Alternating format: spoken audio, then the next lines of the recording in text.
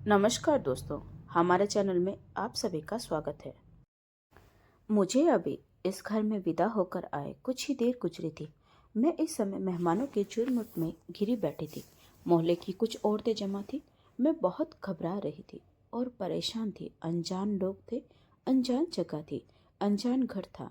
लेकिन इस समय मेरी सोच का दायरा यह सब नहीं था, बल्कि कुछ और ही बात थी। तभी मोहल्ले की एक औरत बोली, आप देखना सरला, कैसे सुबह शाम अपनी बहू को चेक करेगी और फिर सबको बताएगी कि उसकी बहू उम्मीद से है या नहीं। उसकी बात सुनकर मैं एकदम से चौंक उठी। बाकी सब औरतें हंसने लगी थी। मुझे उस औरत की बात समझ नहीं आई तो मैंने धीरे से पूछा, आंटी, इसका क्या मतलब है? तो वह कहने लगी, बेटा, तेरी सास सरला एक दाई है और वह एक पल में ही बता देती है कि औरत उम्मीद से है या नहीं। उसकी यह बात सुनकर मेरे पैरों तले जमीन ही सरक गई, क्योंकि मेरा नाम अंकिता है और मैं 21 साल की खूबसूरत जवान लड़की हूँ। मैं अपने मोहल्ले में सबसे खूबसूरत लड़की थी। मेरी खूबसूरती के चर्चे दूर दूर तक फैले हुए थे। मेरे अलावा मेरे घर में मेरे माँ बाप और एक छोटी बहन है। हम दोनों बहनें ही बहुत खूबसूरत हैं, क्योंकि हम दोनों अपनी माँ पर गई है। मेरी माँ भी अपने जमाने में बहुत खूबसूरत हुआ करती थी। अब तो हालत और उम्र ने उनके हुस्न को धुंधला कर दिया था। लेकिन दूसरी औरत के मुकाबले मेरी माँ ही खूबसूरत लगती थी। मैंने इंटर तक की पढ़ाई की थी और अब पेपर देकर घर पर आराम कर रही थी। मुझे बचपन से शादी करने का बहुत शौक था, पढ़ाई करने का नहीं, क्योंकि शादी करके बहुत सारे नए नए कपड़े, जूते और बहुत सारी दूसरी चीजें मिलती हैं। इसलिए मैं हर समय शादी के सपने सजाए रखती थी। जब कोई मुझसे पूछता कि बड़े होकर क्या बनोगी, तो मैं यही कहती, मुझे तो बस दुल्हन बनना है। मेरा जवाब सुनकर सामने वाला भी हंस देता, जब मुझे इन बातों की अहमियत का पता ही नहीं था। पापा की अपनी दुकान थी, मेन बाजार में, फ्रूट चाट की दुकान। उनकी दुकान खूब चलती थी क्योंकि वह मेन मार्केट में थी। मेरी बहन अभी 10वीं क्लास में थी। उसका नाम सुनैना था। हम दोनों बहनों में बहुत दोस्ती थी। हम एक दूसरे की चीजें इस्तेमाल कर लेते थे और कपड़े भी शेयर कर लेते थे। घर में हर तरफ सुकून था। मम्मी पापा हमें देखकर जीते थे। उन्हें बेटे की चाहत थी, लेकिन भगवान की तरफ से मिला नहीं, तो बेटियां पर ही सब्र करके हमें बहुत अच्छी परवरिश देने लगे। मैं इंटर करके घर पर ही रहती थी और हर वक्त अपनी माँ का सर खाती रहती। मम्मी मुझे किचन के कामों में लगाना चाहती थी और कहती थी, सारी जिंदगी यही हुनर काम आता है। जिस औरत को हांडी रोटी ना आती हो, घर में उसका होना ना होना बराबर है। इसीलिए मम्मी मुझे रोज कुछ न कुछ सीखने किचन में भेज देती। कभी कभी मैं शौक से सीखती और कभी बस यूं ही माँ की खातिर खड़ी हो जाती। जब मेरी माँ मेरी उदासीनता महसूस करती तो कहती, अंकिता, कोई भी काम शौक से करो, तभी समझ आती है, वरना बात सर के ऊपर से निकल जाती है। मैंने माँ से कहा, जब सर पर पड़ेगी तो खुद ही सब आ जाएगा। मेरी बात सुनकर माँ मुस्कुराई। इन्हीं दिनों माँ की तबीयत खराब हो गई। अच्छी भली थी, लेकिन एक दिन यूं ही बैठे बैठे बेहोश होकर गिर गई। हमारे तो हाथ पैर फूल गए। हम दोनों रोने लगी। मैंने जल्दी से पापा को फोन किया और बताया। पापा भागते हुए आए और माँ को अस्पताल ले गए। हम पीछे पीछे जाने लगे, लेकिन पापा ने मना कर दिया कि तुम परेशान हो जाओगी। पापा माँ को लेकर चले गए और हमारी जान सूली पर अटक की थी। बार बार रोना आ रहा था। माँ का इस तरह बेहोश होना हमें चिंता में डाल रहा था। पापा को गए हुए काफी देर हो गई थी। अभी तक पापा ने न फोन किया न घर आए। उनका फोन बंद जा रहा था। सब्र न हुआ तो मैंने दुकान पर फोन किया। फोन सुमित ने उठाया। पापा का यहाँ 6-7 महीने पहले से नौकरी करने वाला एक समझदार पढ़ा लिखा हैंडसम लड़का। पापा उस पर बहुत भरोसा करते थे। सुमित ही दुकान संभालता था जब पापा बाहर जाते। मैंने पूछा, सुमित, क्या पापा वापस आए? कोई खबर? उसने कहा, नहीं अंकल, नहीं आए। मैं मालूम करता हूँ, आप चिंता मत करें। पर मेरी बेचैनी बढ़ती जा रही थी और फिर लगभग 5 घंटे बाद जब पापा माँ को लेकर आए तो मेरी जान में जान आई। मैं दौड़कर माँ से लिपट गई और रोने लगी। मम्मी, आपने तो डरा दिया था। अब कैसी हैं? डॉक्टर ने क्या कहा? मैंने एक सांस में बहुत कुछ पूछ लिया। पापा बोले, पहले माँ को बैठने दो। मैं माँ को सहारा देकर सोफे पर बैठाई। माँ ऐसे सांस ले रही थी जैसे बहुत थक गई हो। मैंने फिर पूछा, क्या हुआ? पापा बोले, तुम्हारी माँ का बीपी बहुत लो हो गया था, इसीलिए बेहोश होकर गिर पड़ी। डॉक्टर ने ड्रिप लगाई, ताकत की दवाइयाँ दी। खून की कमी है, कमजोरी बहुत है, खाने पीने का खास ध्यान रखना पड़ेगा, दवाइयाँ समय पर देनी होगी। फिर पापा दुकान चले गए। मैंने माँ की दवाइयाँ कमरे में रखी। माँ लेट गई। मैंने पूछा, कुछ खाएंगी? माँ ने चाय मांगी। मैंने चाय के साथ 2 उबले अंडे भी दे दिए। फिर मैंने दाल चावल बनाने का फैसला किया। जल्द भी बनते थे और सबको पसंद भी थे। माँ चाय पीकर सो गई। सुनैना उनके पास बैठकर पाँव दबाने लगी। आज जो झटका लगा था वह मैंने पहले कभी महसूस नहीं किया था। ऐसा जैसे अपना कोई हाथ छुड़ाकर दूर जा रहा हो। बेचैनी अंदर तक चुभ रही थी। मैं दाल चावल बनाकर माँ के पास बैठ गई। कुछ दिनों में दवाइयाँ और खान पान से माँ काफी ठीक हो गई। इन दिनों मैंने माँ को कोई भी काम नहीं करने दिया।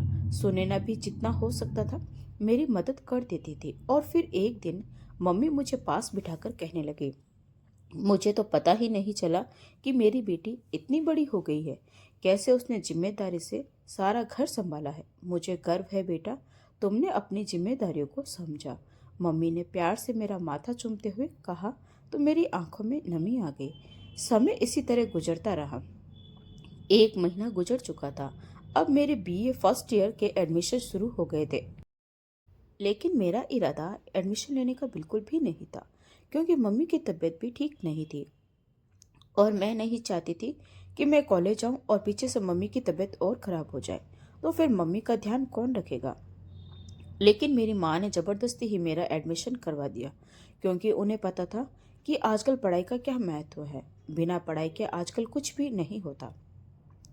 इसीलिए मेरी माँ ने जबरदस्ती मेरा एडमिशन करवा दिया।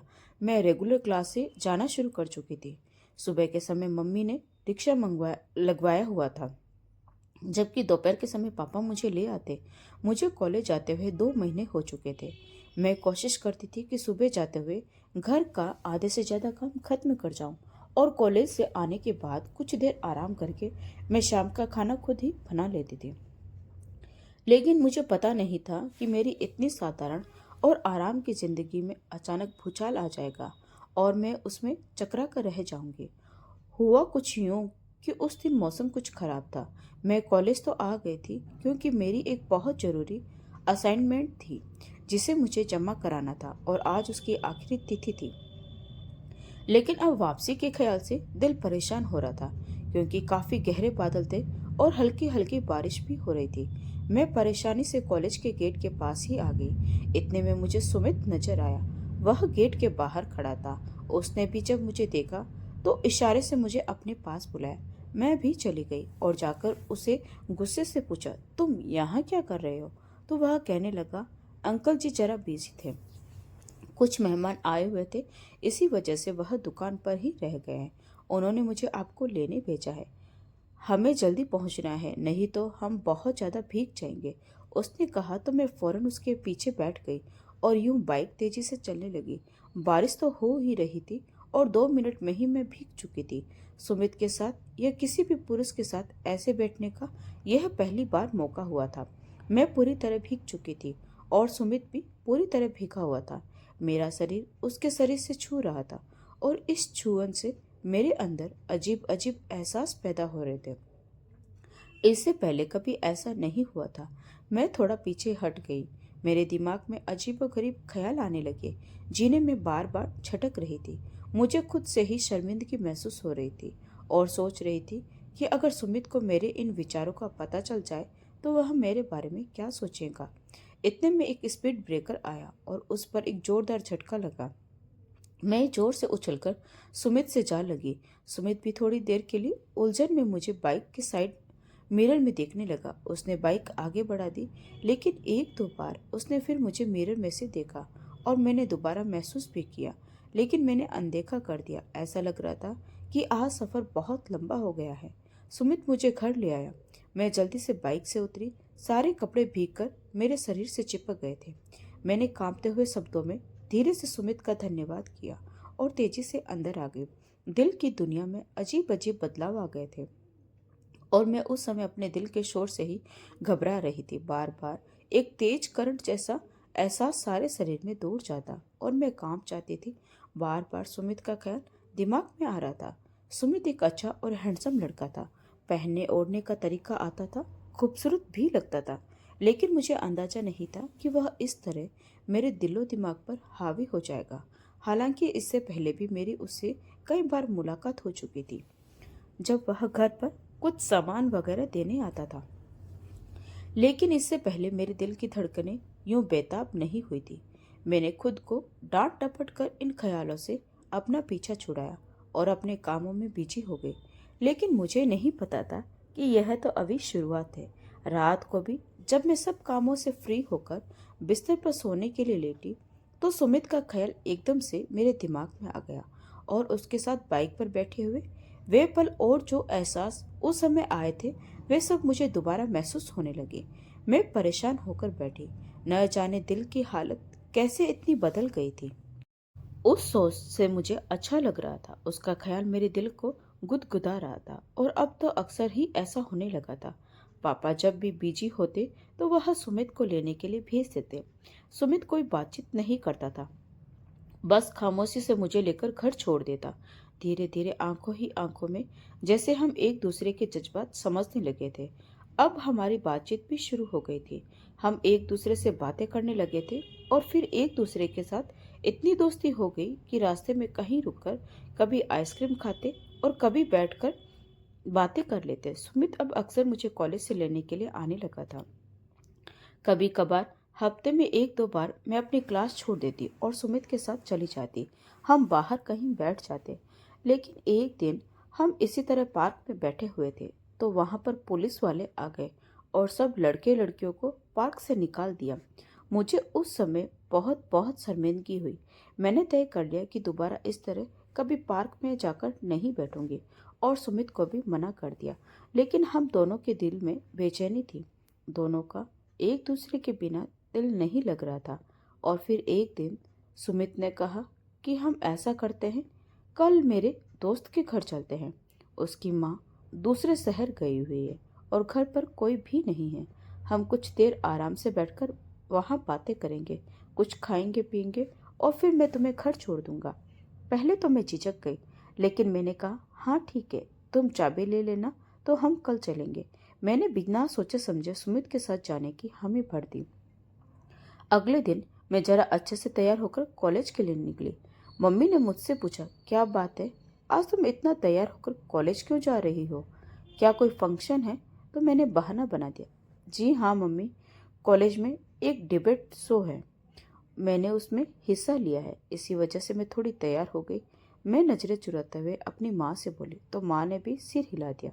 मुझे दिल ही दिल में थोड़ी शर्मिंदगी तो हुई कि मैंने अपनी माँ से झूठ बोला है, लेकिन क्या करती। मुझे वह कहावत याद आ गई कि मोहब्बत और जंग में सब जायज होता है और इतना झूठ तो चलता है। बाहर रिक्शा वाला हॉर्न दे रहा था। मैं जल्दी रिक्शे में बैठ गई और कॉलेज के सामने उतर गई। लेकिन कॉलेज आने की बजाय मैं एक तरफ खड़ी हो गई। रिक्शा वाला जब आगे बढ़ गया तो इतने में सुमित भी आ गया। मैं सुमित के साथ बाइक पर बैठी और उसके दोस्त के घर चली गई। उसके घर पर कोई भी नहीं था। छोटा सा 2 कमरों का मकान था। हम एक कमरे में जाकर बैठ गए। यहाँ आने के बाद मुझे एहसास हुआ कि मैंने गलती कर दी है। मुझे यहाँ नहीं आना चाहिए था, क्योंकि मेरी धड़कनों का शोर ही इतना ज़्यादा था कि मुझे कुछ और समझ ही नहीं आ रहा था। मुझे इस अकेले घर में डर महसूस होने लगा था। बातों ही बातों में सुमित ने मेरा हाथ पकड़ लिया और फिर हाथ पकड़ने से लेकर बात इतने आगे निकल गई कि सही और गलत का फर्क ही मिट गया। हम दोनों के बीच अब कुछ भी पर्दा नहीं रहा। हम एक दूसरे की बाहों में समा चुके थे। पहला पहला मिलन था, फिर कहाँ होश रहता कि यह सही है या गलत। जब जज्बातों का तूफान थमा तो हम दोनों एक दूसरे से नजरें चुराकर बैठे थे। सुमित शर्मिंदा सा था और कह रहा था, मुझे माफ कर दो, मैं ऐसा बिल्कुल भी नहीं चाहता था, पर न जाने कैसे बहक गया। लेकिन मैं उसे कुछ भी न कह सकी, क्योंकि मैं भी तो उतनी ही जिम्मेदार थी। मैंने भी तो उसे रोकने की कोशिश नहीं की थी, मैं भी उसका भरपूर साथ दिया था। मैं फौरन उठी और उससे कहा, मुझे घर छोड़ा। लेकिन उसकी तो जान पर जान बन गई। वह कहने लगा, तुम मुझसे नाराज हो गई हो? मैंने कहा, नहीं, मैं नाराज नहीं हूँ, लेकिन अभी मैं कोई बात नहीं करना चाहती। अभी तुम मुझे घर छोड़ दो। सुमित ने खामोशी से मुझे घर के सामने उतारा। कुछ देर मुझे देखता रहा और फिर चला गया। मैं भी मरे मरे कदमों से घर आई। मम्मी सामने मौजूद थी। मुझे देखकर कहने लगी, क्या हुआ अंकिता, आज तुम जल्दी आ गई हो। मैंने जब घड़ी की तरफ देखा तो ख्याल आया कि आज तो मैं सच में बहुत जल्दी आ गई हूँ। तो मैंने तबीयत खराबी का बहाना बना दिया। मम्मी कहने लगी, क्या हुआ, कैसे अचानक तबीयत खराब हो गई। तो मैंने कहा, बस शायद बीपी लो हो गया था, इसीलिए घबरा गई थी। मम्मी ने मुझे आराम करने के लिए कमरे में भेज दिया। मैं आकर अपने बिस्तर पर ऐसे ढेर हुई जैसे सदियों का सफर तय करके आई हूँ। जज्बातों का तूफान थमने के बाद अब मैं खुद को शर्मिंदा महसूस कर रही थी। मुझे खुद से ही घिन महसूस हो रही थी, शर्म आ रही थी। ऐसा लग रहा था जैसे मैंने बहुत बड़ा पाप कर दिया हो। मुझे यह सोच सोच कर ही डर लग रहा था कि अगर मम्मी पापा को इस बात का पता चल गया तो वे क्या करेंगे। मैं सही मायने में अब परेशान हो चुकी थी और यह परेशानी मुझे कहीं टिकने नहीं दे रही थी। मैं अपने कमरे में टहलती रही और सोच सोचकर खुद को परेशान करती रही। अगले दिन मैंने कॉलेज से छुट्टी कर ली क्योंकि टेंशन की वजह से मुझे बुखार हो गया था और मेरी तबीयत कुछ ज़्यादा ही खराब हो गई थी। इसीलिए मैं कॉलेज नहीं गई। सुमित के साथ भी मेरी कोई बात नहीं हुई थी। 2-3 दिन मुझे तबीयत ठीक होने में लग गए, जिसकी वजह मैं कॉलेज नहीं जा सकी थी और फिर 3 दिन बाद मैंने कॉलेज जाना शुरू कर दिया। उस दिन के बाद से सुमित मुझे मिला ही नहीं। हालांकि मैं उसके इंतजार में थी कि सुमित आएगा और मुझसे सॉरी कहेगा। मैं उससे कहना चाहती थी कि अब जल्द से जल्द वह अपने घर वालों को मेरे घर भेजे और हम शादी कर लें। लेकिन सुमित न जाने कहाँ गायब हो गया था। मुझे उसकी तरफ से परेशानी हो रही थी, कहीं उसे कुछ हो न गया हो। वह इतने दिनों से गायब है। इसीलिए एक दिन मैंने बातों बातों में पापा से पूछ लिया, पापा आजकल आपकी दुकान पर काम करने वाला लड़का सुमित नजर नहीं आ रहा, किधर गया है। तो पापा कहने लगे, उसे मैंने निकाल दिया है, उसने मेरा बहुत नुकसान किया है। उसने मेरी दुकान से चोरी की और काफ़ी पैसे गायब किए हैं। मेरा बहुत नुकसान हुआ है, इसीलिए मैंने उसे निकाल दिया। अब तो 1 महीने से ज़्यादा हो गया था उसे दुकान छोड़े हुए, पापा ने गुस्से से मुझे बताते हुए कहा। और मैं तो जैसे सुनकर सुन रह गई थी। इसका मतलब कि सुमित तब से ही गायब है। उसने मुझे धोखा दिया, मुझे बीच रास्ते में अकेला छोड़ दिया। मैं अब बहुत परेशान हो चुकी थी और यह सोच सोचकर खुद की नज़रों में गिरने लगी थी कि मैं कैसे इंसान को अपना सब कुछ सौंप बैठी, जो धोखेबाज था, चोर था, फ्रॉड था। इसी दौरान मेरी माँ की तबीयत एक बार फिर बहुत ज़्यादा खराब हो गई। मेरे हाथ पैर फूल गए। माँ को इस बार 3-4 दिन अस्पताल में रहना पड़ा। मेरी माँ को अब दिल की समस्या हो गई थी। डॉक्टर ने उन्हें पूरी तरह आराम करने को कह दिया। अपनी बीमारी के साथ साथ मेरी माँ ने अब एक जिद पकड़ ली थी कि मुझे अंकिता की शादी करनी है। मैं अपनी ज़िंदगी में उसे उसके घर का कर देना चाहती हूँ। और फिर पापा भी माँ की जिद के आगे हार मान गए। मैं चुपचाप खामोश तामाशाही बनी, अपनी किस्मत का फैसला होते देखती रही। इसी दौरान मुझे पता चला कि मैं माँ बनने वाली हूँ।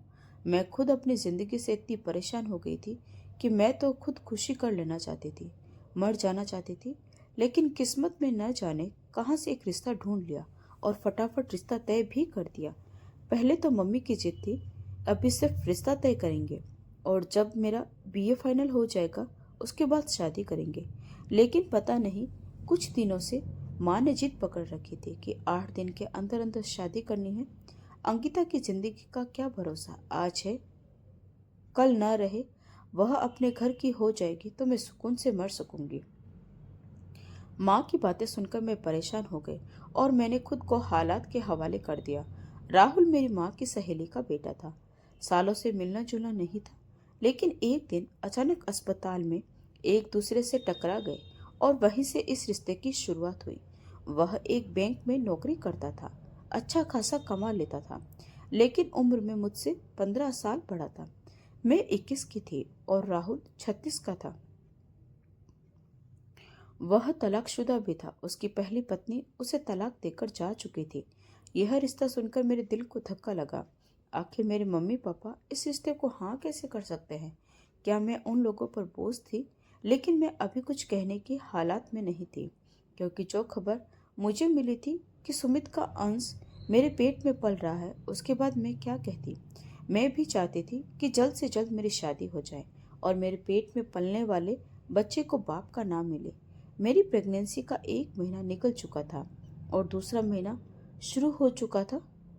पापा को यह रिश्ता हर तरह से ठीक लगा क्योंकि उस घर में सिर्फ माँ और बेटा ही थे, कोई और नहीं था। मैंने मना करना चाहा लेकिन मेरी किसी ने नहीं सुनी। माँ की तबीयत देखते हुए पापा ने जल्दी जल्दी यह फैसला कर लिया और शादी की तारीख भी रख दी गई। मैंने सोचा शायद कुदरत की तरफ से यह फैसला मेरे लिए ठीक है। 1 हफ्ते बाद मैं दुल्हन बनकर राहुल के आंगन में उतर आई। मेरी माँ मेरी विदाई के समय बहुत हुई। मुझे भी रोना आ रहा था। यूं अचानक मेरी शादी कर देना माँ को भी खबारा नहीं था, लेकिन मजबूरी थी। मैं दुल्हन बनकर राहुल के घर में बैठी थी। मुझे वहां आए अभी थोड़ी ही देर हुई थी। मोहल्ले की औरतें मिलने आ रही थी। अनजाना सा घर था, अनजाने लोग। मुझे बहुत घबराहट हो रही थी और एक बात यह भी कि मैं उम्मीद से थी। अगर यह बात किसी को पता चल जाती तो न जाने क्या हो जाता। तभी मोहल्ले की एक औरत ने कहा, अब सरला खुद ही अपनी बहू को चेक कर लेगी और फिर बताएगी कि उसकी बहू उसे खुशी देने वाली है। उसकी बात सुनकर मेरा दिल धक से रह गया। मैंने परेशान होकर उसकी तरफ देखा और सिर झुका लिया। मुझे डर था कि कहीं मेरा यह राज मेरी सास के सामने न खुल जाए। घबराहट बढ़ती जा रही थी। मैंने अपनी सास से कहा, मुझे इन कपड़ों में घबराहट हो रही है, मैं थोड़ी देर आराम करना चाहती हूँ। मेरी सास मुझे अंदर कमरे में ले गई और जब वह मुझे कमरे की ओर ले जा रही थी, उसकी नज़रें मेरे पूरे शरीर को जैसे एक्सरे की तरह जांच रही थी। कमरे में आने के बाद भी मैं बहुत बेचैन रही। मुझे इस बात का डर था कि कहीं मेरी सास को मेरा राज पता न चल जाए। मैं बार बार अपने हाथों से अपनी उंगलियों को मरोड़ रही थी कि तभी कमरे में राहुल आ गया। राहुल की उम्र भले 36 साल थी, लेकिन देखने में वह काफी हैंडसम और सजीला मर्द था।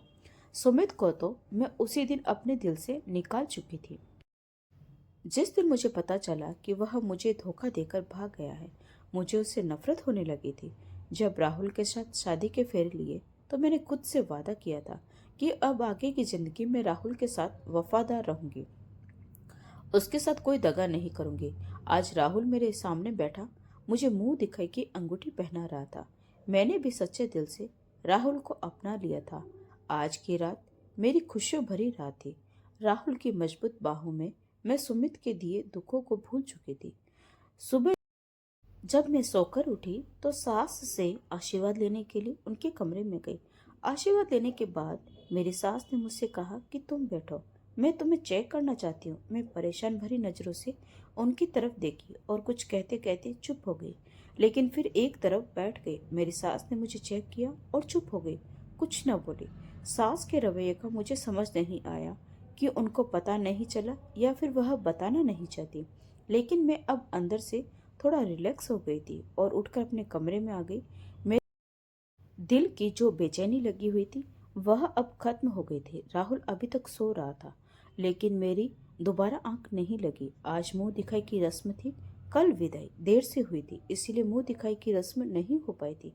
मेरी माँ मुझे खुश देखकर खुश थी और मैं भी खुश थी। मैंने भी उन पर यही जाहिर किया कि मैं बहुत खुश हूँ। सच बात तो यह है कि राहुल बहुत ही अच्छा और नरम मिजाज का इंसान था। मुझे खुद पर भी अफसोस हुआ कि आखिर क्यों मैंने सुमित के साथ संबंध बनाकर अपनी इज्जत पर दाग लगा लिया। अब मैं इस बात से सुकून में थी कि मेरी सास को मेरे बारे में कुछ भी पता नहीं चला। अगर उन्हें पता चल जाता फिर राहुल को भी पता चल जाता और फिर मेरा आगे क्या होता, यह सोचकर ही मेरी आत्मा कांप उठती। रात को राहुल मुझे बाहर खाना खिलाने ले गया। हम बड़े अच्छे और खुश मिजाज मूड में खाना खाकर वापस आए तो मेरी सास अभी तक हमारा इंतजार में जाग रही थी। उन्होंने मुझे चाय बनाने को कहा। मुझे थोड़ा अजीब लगा कि एक दिन की दुल्हन को काम के लिए कह दिया, लेकिन मैं ये सोचकर चुप हो गई कि वह बीमार है और उन्हें भी आराम की जरूरत है। इसीलिए मैंने जल्दी से 3 कप चाय बनाई और आकर बैठकर बातें करने लगी। राहुल अपने कमरे में सोने चला गया। मैंने भी बर्तन समेटे और कमरे में आ गई। अभी मेरी आंख लगी ही थी कि अचानक मुझे ऐसा लगा जैसे मुझे कोई उठा रहा हो। मैं एकदम से आंखें खोलकर हैरान रह गई कि मेरी सास मुझे हाथ से हिलाकर उठा रही थी कि बाहर आने को कह रही थी। मैं परेशान हो गई कि कहीं कोई गड़बड़ तो नहीं हो गई। मैं अपनी सास के साथ उनके कमरे में आ गई। मेरी सास कहने लगी, देखो अंकिता, मेरा 30 साल का तजुर्बा है। मैं औरत की चाल ढाल देखकर ही पहचान जाती हूँ।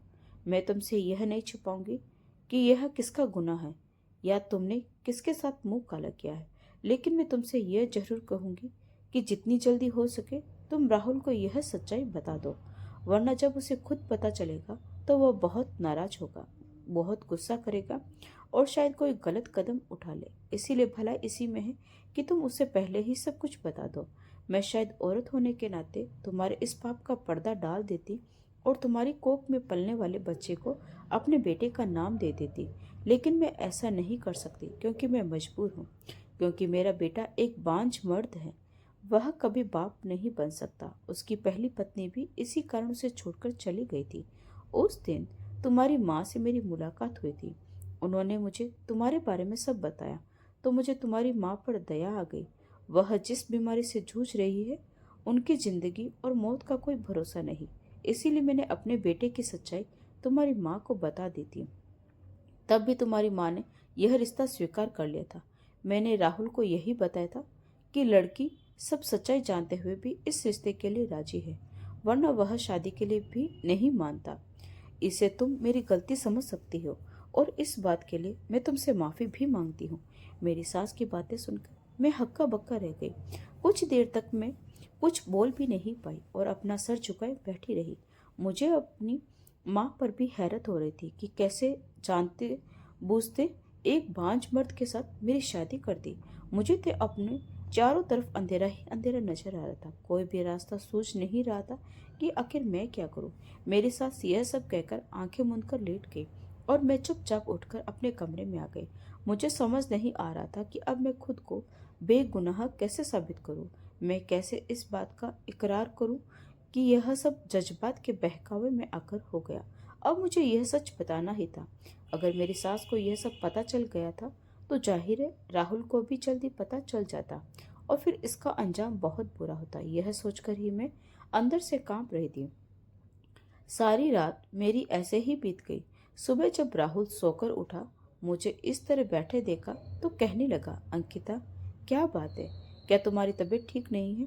मैं सारी रात परेशान रही थी तो एकदम से ही रोने लगी और फिर न जाने कैसे रोते रोते मैंने राहुल को सब सब कुछ सच बता दिया और आखिर में राहुल से कहा, राहुल, मेरा पाप बहुत बड़ा है, लेकिन ये सब जज्बात के बहकाव में आकर हो गया था। वह एक पल था जो मेरे ऊपर हावी हो गया था और मैं तो सुमित से सच्ची मोहब्बत करती थी, उसके साथ शादी करना चाहती थी। मैं नहीं जानती थी कि वह मुझे बीच मझधार में छोड़कर चला जाएगा। इसीलिए मैं आपसे माफी चाहती हूँ। अगर आप अपना दिल बड़ा करके मुझे माफ कर दे तो भगवान भी उसका आपको बहुत बड़ा सिला देगा, वरना आपका जो भी फैसला होगा वह मुझे मंजूर होगा। मैंने आखिर में राहुल के सिर पर फैसला डाल दिया। मेरी बात सुनकर राहुल बिल्कुल चुप हो गया और एक भी शब्द बोले बिना उठकर खामोशी से बाहर चला गया। उसके जाने के बाद मैं फूट फूट कर रोने लगी, क्योंकि मुझे अंदाजा था कि राहुल का फैसला क्या होगा। इसीलिए मैं चुपचाप अपनी चीजें समेटी और एक बैग में डालकर बाहर आ गई। राहुल ने जब बैग मेरे हाथ में देखा तो कुछ नहीं कहा। मुझे राहुल के फैसले का अंदाजा था और मैं अपनी माँ के घर चली आई। मेरी माँ ने जब मुझे यूं अकेले बैग के साथ आते देखा तो वह जैसे सब समझ गई और उस समय तो मुझे कुछ न पूछा। कुछ देर के बाद माँ मेरे कमरे में आई और मुझसे पूछने लगी, मैं जानती हूँ कि तुम यहाँ पर क्यों आई हो। मैं पहले दिन से ही इस बारे में जानती थी। तू मेरी बेटी है और बेटी की हर हरकत पर माँ की नज़र होती है। मैंने इसीलिए तुम्हारी शादी की जल्दी कराई थी ताकि समय हाथों से न निकल जाए, लेकिन मुझे नहीं पता था कि समय अब हाथों से निकल चुका है। मैंने झटके से अपनी माँ की तरफ देखा और हैरत से पूछा, तो क्या आपको मालूम था मम्मी? कहने लगी, हाँ, मुझे सब मालूम था, क्योंकि मैं तुम्हारे पास डॉक्टर की रिपोर्ट देखनी थी और मुझे सब पता चल गया था। तभी मैंने तुम्हारे बाप से कहकर जल्द से जल्द तुम्हारी शादी करवा दी। मम्मी ने थके थके अंदाज में कहा और चुप हो गए। तुम्हारी सास मेरे बचपन की सहेली है। जब उसने अपने बेटे राहुल के बारे में सब बताया तो मुझे राहुल से अच्छा कोई और लड़का लगा ही नहीं, क्योंकि वह कभी बाप नहीं बन सकता और तुम अपने पेट में एक नाजायज बच्चा पाल रही थी। मैंने सोचा दोनों की शादी करवा देती हूँ। हालांकि मैंने तुम्हारी सास को भी तुम्हारी सच्चाई बता दी थी और उन्हें समझाया था कि इस तरह आपके बेटे को एक बच्चा मिल जाएगा और मेरी बेटी की इज्जत भी रह जाएगी। तुम्हारी सास ने भी कुछ सोचकर हाँ कह दी थी। मैं हैरान सी अपनी माँ की बातें सुन रही थी। यानी मेरी इस हालत से मेरी सास को भी पहले से खबर थी। मेरी माँ कहने लगी, तुम्हारी सास कह रही थी कि दोनों बच्चों की शादी कर देते हैं, बाद में मैं राहुल को किसी न किसी तरह समझा लूंगी और वह इस बच्चे को अपने लेगा। मैं बिल्कुल चुप थी, मेरे पास भी कहने को कुछ न था। लेकिन फिर माँ कहने लगी, मैं तुमसे नहीं पूछूंगी कि यह किसका बच्चा है, लेकिन मैं तुमसे यह जरूर कहूंगी कि तुमने मेरा मान और गुरूर तोड़ दिया है। तुमने यह हरकत करके मेरा सिर शर्मिंदगी से झुका दिया है, मेरी परवरिश पर उंगली उठा दी है। मुझे बहुत शर्मिंदगी महसूस हुई है। मेरी माँ यह कहकर उठकर बाहर चली गई और मैं फुट फुट कर रोने लगी। मेरे लिए तो सारी दुनिया अंधेरी हो चुकी थी। सुमित ने धोखा दिया था कि मैं किसी को मुंह दिखाने के काबिल भी नहीं रही थी। मेरे दिल से सुमित के लिए बदुआ निकल रही थी। मुझे अपनी जिंदगी बिल्कुल बेकार लग रही थी। मेरा दिल चाह रहा था कि मैं मर जाऊं। शायद गलती मेरी ही थी, तो मुझे इसकी सजा मिलनी चाहिए थी। सुमित ने तो मुझे प्यार के जाल में फंसाया था, लेकिन मैं क्यों उसके जाल में फंस गई थी? मैंने उसे क्यों नहीं रोका था? मुझे ऐसी जिंदगी नहीं चाहिए जिसमें इतनी जिल्लत, इतनी रुसवाई हो। अभी तो सिर्फ यह बात राहुल, मेरी सास और मेरी माँ को ही पता चली है। अब सारी दुनिया को पता चल जाएगी तो यह दुनिया मुझे जीने नहीं देगी। रो रो कर मैं हलकान हो जा रही थी। मेरी माँ दोबारा मेरे कमरे में नहीं आई और न ही मेरे अंदर इतना हौसला था कि मैं खुद ही उठकर बाहर जाऊं। सारा दिन इसी तरह मैं कमरे में पड़ी पड़ी निकाल दिया। पता नहीं क्यों मुझे राहुल का इंतजार था। मेरा ख्याल था कि शायद राहुल आएगा, लेकिन राहुल नहीं आया। अगला दिन भी उसी तरह गुजर गया और फिर तीसरे दिन राहुल घर चला आया, लेकिन उसे देखकर मैं जैसे एकदम जिंदगी की तरफ लौट आई। वह मेरी माँ के साथ बाहर बैठा कुछ बातें कर रहा था और फिर कमरे में आ गया। बिस्तर पर बड़े थके थके अंदाज में बैठा और मुझे देखकर पूछने लगा, कैसी हो? मैंने कहा, अच्छी नहीं, मैं बिल्कुल अच्छी नहीं हूँ। मैं आपको धोखा दिया है, अपने माँ बाप को भी धोखा दिया है। मैंने मोहब्बत की खातिर अपने इतने अच्छे रिश्ते को धोखा दिया। मुझे जीने का हक नहीं है, मुझे मर जाना चाहिए। यह कहते हुए मैंने अपना चेहरा दोनों हाथों में छुपा लिया और रोने लगी। लेकिन राहुल कहने लगा, मैं जानता हूँ तुमने जो किया वह गलत किया। मैं तुम्हें इसका सिर्फ इतना ही इल्जाम देता हूँ कि तुम्हें अपनी इज्जत की हिफाजत खुद करनी चाहिए थी। तुम्हें किसी की बातों में आकर किसी के साथ नहीं चले जाना चाहिए था। लेकिन अब जो हो गया सो हो गया है। मैं तुमसे मोहब्बत करता हूँ और तुम्हें अपनाना चाहता हूँ, इसीलिए मैं तुम्हें वापस अपने घर ले जाने के लिए आया हूँ। राहुल ने कहा तो मैंने अविश्वास से उसकी तरफ देखा। मेरी नजरों में अविश्वास महसूस करके वह कहने लगा, हाँ बिल्कुल, मैं तुम्हें घर ले जाना चाहता हूँ। उठो और घर चलो, माँ भी इंतजार कर रही है। राहुल ने मेरा हाथ पकड़ा और मुझे बेड से उठा दिया। मैंने जल्दी से हाथों से अपने कपड़े ठीक किए और अपना बैग उठाकर बाहर आ गई। मम्मी को बताकर मैं तुरंत राहुल के साथ चली आई। मम्मी ने हमें खुशी खुशी विदा किया। राहुल के घर आकर जिंदगी की रूटीन अच्छे अंदाज में शुरू हो गई थी। अगर कभी मुझे इस बात का ख्याल आता कि मैंने राहुल के साथ और अपने घर वालों के साथ धोखा किया और मैं एक नाजायज बच्चे को जन्म देने जा रही हूँ, तो मुझे खुद से भी नफरत महसूस होती। लेकिन फिर जब राहुल की तरफ देखती हूँ तो दिल को चैन आ जाता है, क्योंकि राहुल इस बच्चे को लेकर वैसे ही खुश है जैसे वह उसी का बच्चा हो। वह आने वाले बच्चे के लिए इतनी तैयारी कर रहा था कि मैं हैरान थी। राहुल कहता, भगवान ने मुझे बच्चे की खुशी दी है, फिर चाहे किसी भी रूप में दी हो। यह बच्चा मेरा होगा, मैं इसे अपना नाम दूंगा, यह मुझे पापा कहकर बुलाएगा। वह इतनी खुशी खुशी आने वाले बच्चे के बारे में प्लान करता कि मैं हैरान रह जाती। एक ख्याल आता कि राहुल इस बच्चे को अपनाने के लिए तैयार है, इसीलिए मैं भी बहल जाती हूँ।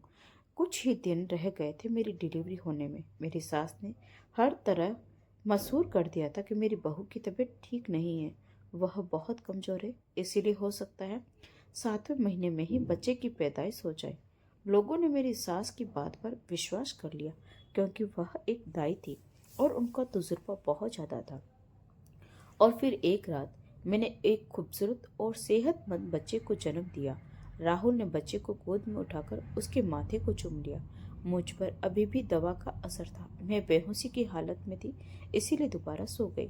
जब मेरी आंख दोबारा खुली तो राहुल उठकर मेरे पास आ गया। मैंने उसका हाथ थाम लिया और कहा, राहुल, शादी को 7 महीने हो गए, लेकिन तुमने आज तक इस बच्चे के बाप के बारे में नहीं पूछा। आखिर क्यों? राहुल कहने लगा, बस अंकिता, बस करो। आज के बाद तुम इस बात का जिक्र कभी नहीं करोगी, ना ही तुम मेरे बेटे को किसी और का बच्चा कहेगी। यह मेरा बेटा है, तुम्हारा बेटा है, हमारा बच्चा है। आज से हम एक नई जिंदगी की शुरुआत करेंगे। इसमें सब अच्छा होगा और हम एक दूसरे के साथ खुशी खुशी अपना समय गुजारेंगे। वादा करो। राहुल ने अपना हाथ आगे किया तो मैंने भी उसका हाथ थाम लिया और सुकून से आंखें बंद कर ली। मुझे यकीन था कि अब जिंदगी बहुत सुकून से गुजरेगी। दोस्तों, वीडियो कैसा लगा कमेंट करके ज़रूर बताना। वीडियो को लाइक और चैनल को सब्सक्राइब जरूर कर देना। तो मिलते हैं एक और नई कहानी के साथ। तब तक के लिए आपका बहुत बहुत धन्यवाद।